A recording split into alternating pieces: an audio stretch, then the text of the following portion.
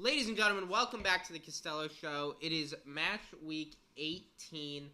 Crazy week last week that we are going to cover. We had a Friday night game, the Crew beating NYCFC 3-2. Honestly, I felt like everybody should have expected that. But it was a Friday game, so they tried to make it... Well, also the whole Yankee Stadium thing. And it's the hardest stadium to play it in the MLS, and I don't buy it, especially when you're one of the best teams in the MLS in Columbus. No, Columbus shouldn't have an issue with field size. But 3-2 there. As far as Saturday went, some really good games, some boring games too. Charlotte with a 1-0 win over DC. We were there in person. I've never been so not excited by a 1-0 win. I went to the bathroom like 3 times. It was totally fine. None of it was at halftime. The whole thing was just wild. I will also say Benteke won a million headers to have not scored a goal. Because they were all in the midfield. Dude, Benteke just, if the ball's in the air, he just waltzes to it. He never looks like he's trying that hard, and he just wins the header. That's the first time I ever saw him in person. He is one of the biggest soccer players I've ever seen in my life. He was like Gronk out there. Like, he made Melanda look small. And Melanda's a big dude. Like, he really did. And when I saw he was in the lineup, I pulled Melanda out of mine. Because I thought, he gets his head on the ball against everybody. Melanda and Privet, they're not going to stop him. No. But what was crazy, they didn't have to, because the ball never got into Charlotte's defensive third. It never got there. I don't know. That's a bad team, DC. Now, I don't have Benteke as one of my forwards this week. He's going to get a hat trick in one of these 2 games. Probably. No, he was definitely on my short list for this week. Yeah. Also, in the headlines here, New York Red Bulls 0-0 draw with Nashville. Now, the Red Bulls missing a bunch of people, obviously, that would have helped. Really, the reason I'm bringing this up is Nashville's got to win this game. This was supposed to be the turning point. Hani's back. Everything's going to get better. Yeah, no, that's You got to beat the Red Bulls when they're missing all these people. No, they're not a good team, Nashville. They're just not. And they don't have Shackmore and Zimmerman right now, which was a big part of why they had such a slow start. No, that was a big deal. And now they're both on international duty, so... Next up on the docket, we've got Inter Miami with a 2-1 win over Philly, which shouldn't be that crazy. The worst defense at the end of that game of all time. Now, I will say, that was actually really good play. I mean, that really was. Controlling that ball, getting around, getting the shot off. That really was. Yep. You're playing up 2 men. It was 11v9. No, yeah. How do you let up a transition attack? That 1v1 never should have started. Insane. It's one of the worst goals I've ever seen let up. Really what it brings up here now is Philly, it's, I think, 9 games without a home win at this point. Philly, Carranza's on his way out. Something needs to start looking good. Yeah, and they don't have Gazdag this week because he's still at the Euro. So hopefully new things on the horizon for Philly. We'll see. And then the last game I want to talk about, Cincinnati over the Earthquakes. So Cincinnati down 2-1 with 15 minutes left maybe. Yeah. And then Kubo subs on.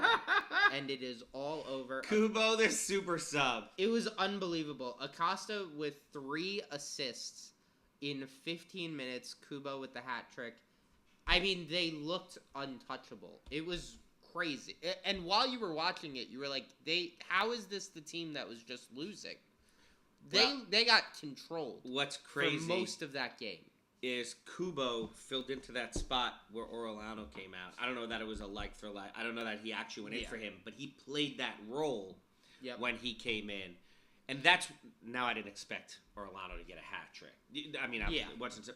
But I expected him to actually put pressure on that team and have an attack, and he did nothing. And that was because Puig wasn't playing. It wasn't like he was in my original thing. And I was in the car when I made that. Right. I had to just pick somebody. Yeah. Coming home from the game, so... So let's get into last week's fantasy. We'll start with my team. So 105 points. It was a good week. But definitely happy with it. 551 was my week rank. So across the back line, Kalina in the net with 6 points because he got a yellow for time wasting. But we'll take 6 points from the goalie. I'm always happy with that. Now my actual 3 defenders here. Ranko, he shit the bed, 2 points. Yeah. Then I had Camacho with 4 points and Kai Wagner with 3. So originally I planned Malanda there. And him taking Malanda out made me take Malanda out. That was my fault. It was not the move. We were sitting in our seats, and Benteke was warming up, and Benteke was in the lineup, and I told him I'm getting Malanda out. There's no way stopping Benteke. And I still think I was right. He just never had to stop him. Yes. No, the one-on-one I agree, but here's the thing, and it's a thing we do every time with Charlotte, is where... all the numbers point to Malanda's the play. Like, every metric. And I had him. Right. And then something happens where we go. But they're not going to stop them. But you want to know what's funny? But the numbers say they will. The few times that they got in the final third, how wide open was Benteke? Oh, yeah. No, he's not that easy to stop. It was insane how wide open he was. And then the ball in was just not terrible. Yeah. Like... I don't know what Apple TV got on that. But if they got him, go back and watch that game and watch how many times Benteke does this. Yeah, no, Benteke on a better He team. was so angry all game because he was wide open. There was a time, was it Nathan Byrne that was marking him? Yeah, why? Someone who's my size was marking him. And it was like, oh my God, this guy's no chance. And the ball went nowhere near. Yeah. And then there were times he literally just sat like an NFL receiver breaking a zone. Mm-hmm. He just sat in between the zones. Yep. And wide open. Yeah. And just the ball didn't get there. It just went 5 yards behind him. Yeah. 10 yards over his head. That's a bad team. And he was in the position to actually score a hat trick, another Benteke hat trick against Charlotte, and just his team let him down big time. So definitely, I wasn't wrong. I was, but I wasn't wrong. So again, nothing impressive on the back line. That's really the moral of the story there. As far as the midfield went, so Ryan Gauld with 16 points, he had a big week. Luciano Acosta, who's my captain, he had 16 points as well. 32 is the captain. Thank you, Kubo. And then here's where it gets tricky in the midfield. So I had Ricky Puig initially. Ricky Puig wasn't playing. So I panicked, and I put in Robin Lode. Now, what I should have done was known that I had 3 substitutes who had good scores, and just not let Puig do anything. Just leave him. I had a sub that only had 2, so... So, I had Robin Lode in with 3 points, but I had Carlos Heel and Bogusz on the bench. Bogusz with 9, Carlos Heel with 8. It eventually took Bogusz's 9. And then up top, I had Arango and Joveljic. Arango with 6 points, Joveljic with 10. He had a good little game. And then Cucho was my second substitute. He had 14 points. So, about a 5-point swing had I just let Carlos Heel go in for Puig instead of, putting Lode there and everything. It would have been a 5-point swing. Yeah. I had Heel and he had 8.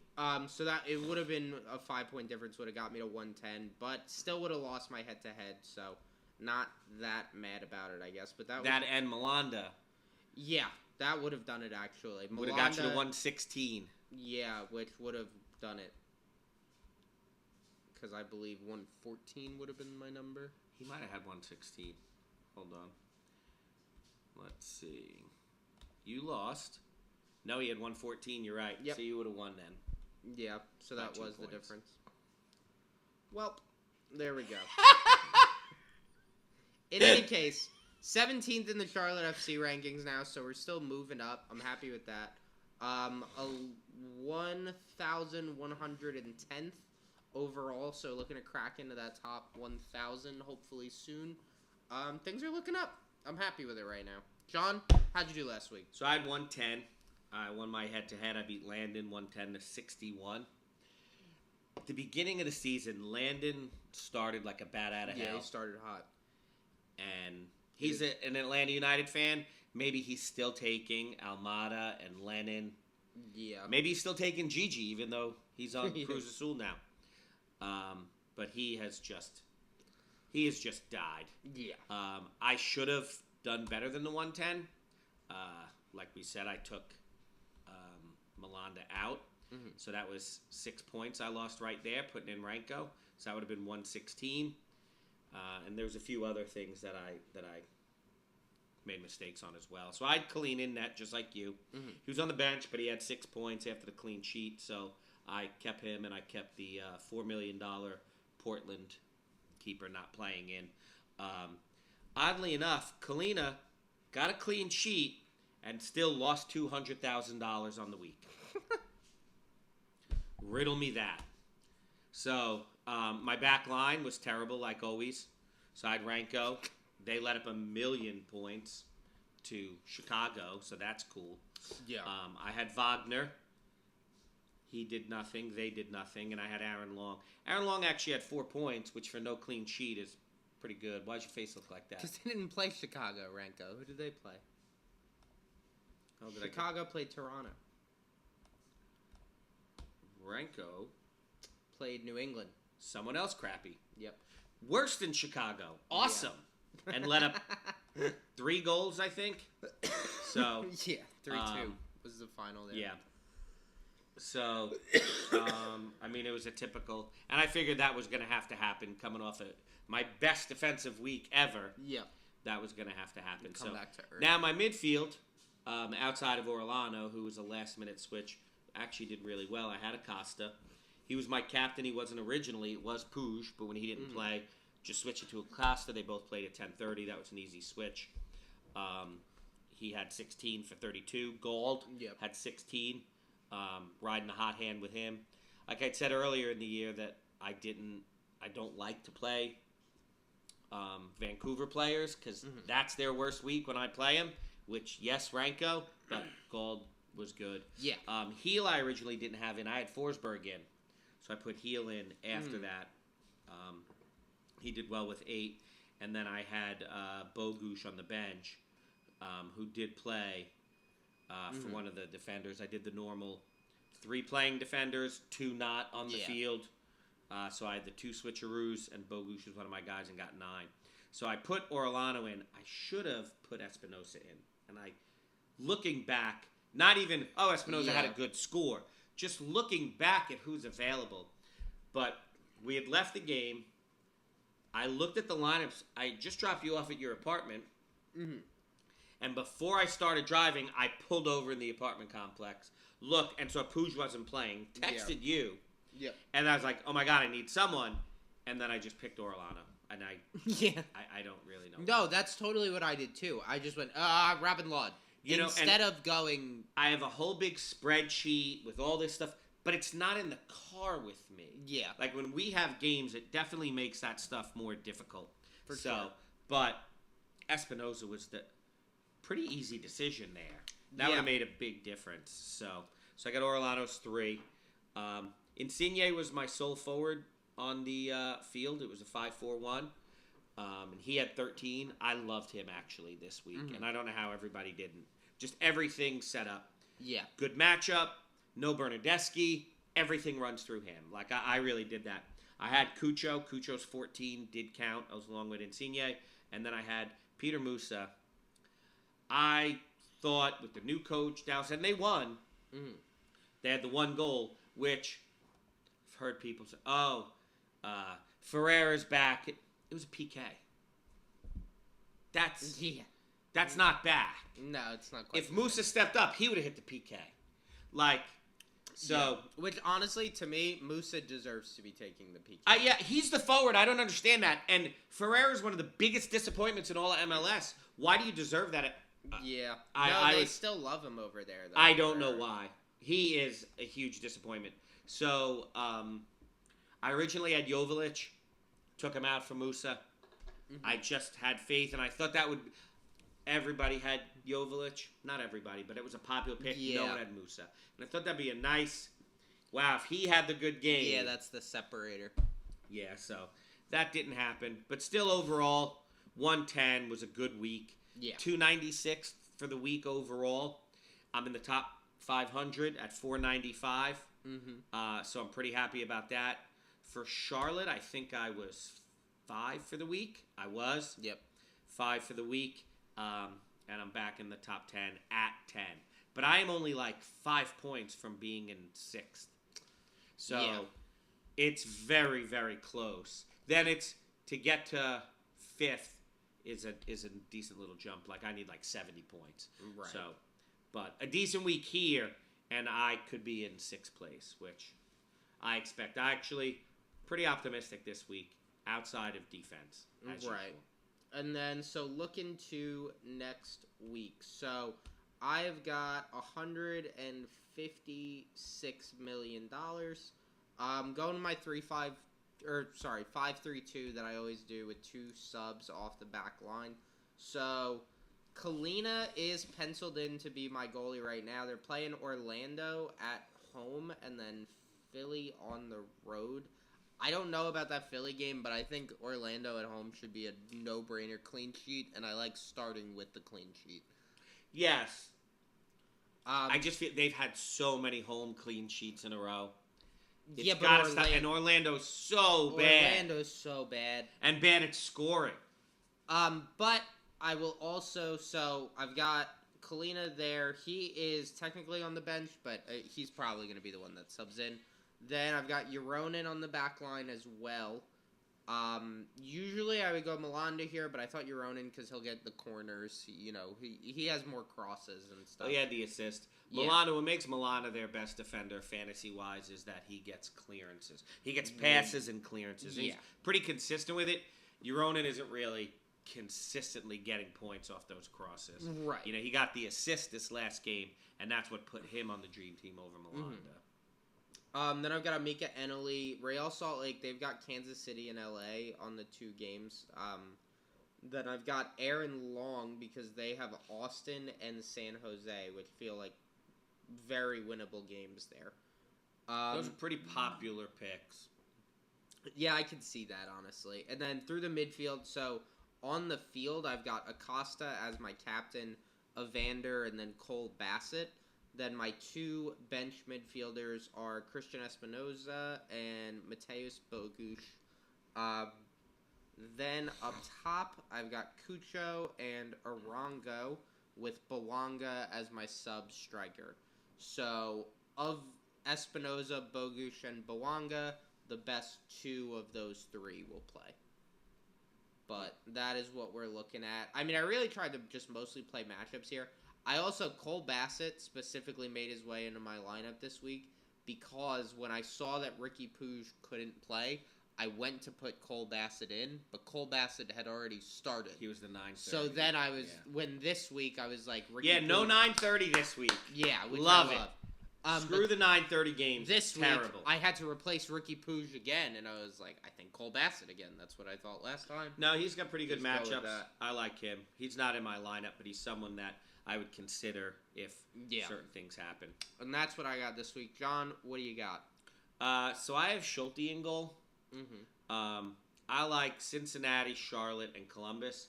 Now, a lot of people don't like Cincinnati because they're missing Miazga and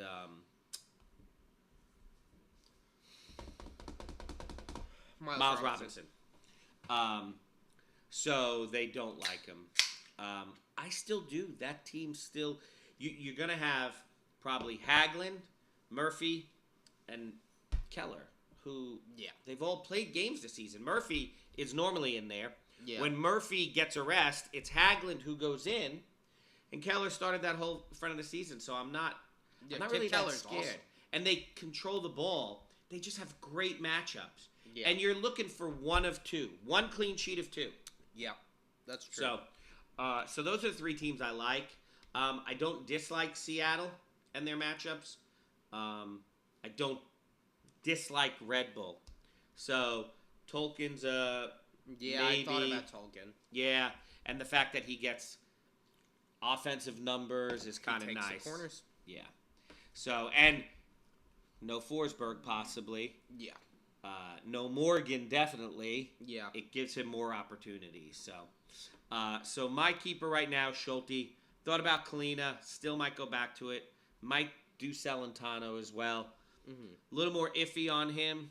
I just feel most confident in Schulte that there's a lot of the normal team playing. Yeah. And all of that. So my back line, I'm doing the 5 with the 2 guys that aren't going to play, so that I have 2 automatic switcheroos. So my 3 right now is Yedlin. So I originally had Keller, but he doesn't really get a lot of points, whereas Yedlin gets crosses and passes and stuff. So that's why I went with Yedlin. Went with Amundsen on Columbus. I actually considered Camacho and Farsi, but they don't play every game or play at least 60 minutes every game. Yeah. Like, I like Farsi because he's a defender in the game, but he's not actually a defender in real life. He had a goal last week. Now, he's only got 2 goals on the season, and I think he's got 1 assist. Yeah. But there's the potential for it. But when you go look back at his game log, he has games, 25 minutes, 19 minutes. Yep. Doesn't play. So I'm a little scared. Amundsen is going to play both games. Yeah. So, and then I have Melanda. So that'll be my first week with him, if I keep him in. If I don't pull like last week, I pull him out. Yeah. So that's my other defender. I have 3 midfielders and then 2 on the bench. So right now on the field, I got Bogusz, Evander, and Acosta. Definitely like all of them. I have Carlos Gomez from Real Salt Lake, and Espinoza on the bench. The only reason I have them on the bench is because they're both on yellow card watch. Yeah. They're both 1 yellow card. That makes sense. So that just kind of scared me, and if they do get it, they don't play that second game. They still might get a bunch of points. Yeah. But I'd rather them be on the bench. Right. Yeah, you're not stuck with them. And then up top, I've got Bawanga and Cucho on the field. Arango on the bench because Arango is on yellow card watch as well. So my 3 guys on the bench are on yellow card watch, and that's why they're there, just in case. I will say, so I have 2 LAFC players, Bogusz and Bawanga. There is the potential for really bad weather in Austin on Wednesday's game. So definitely want to have potential backups. If that game starts late, if it doesn't start on time because of weather, I'm going to pull both of them. Yeah. No, it's not a bad idea. I can't tell you how many times last season when we got to the summer, games got canceled and I got screwed that guys didn't play. And I would rather, they might play later and still have a great week, but I have Peck and Joveljic are definite potential guys. Benteke's potential. I would rather play them knowing they're getting 2 games over Bawanga, maybe not. Yeah. I'd rather start Paintsel over Bogusz. Maybe even Lovin over Bogusz. Possibly not getting it. So those are my little caveats to my lineup of those yellow card watch guys. Yep. Gomez, Espinoza, Arango. Eneli, actually. Yeah, as well. Yeah.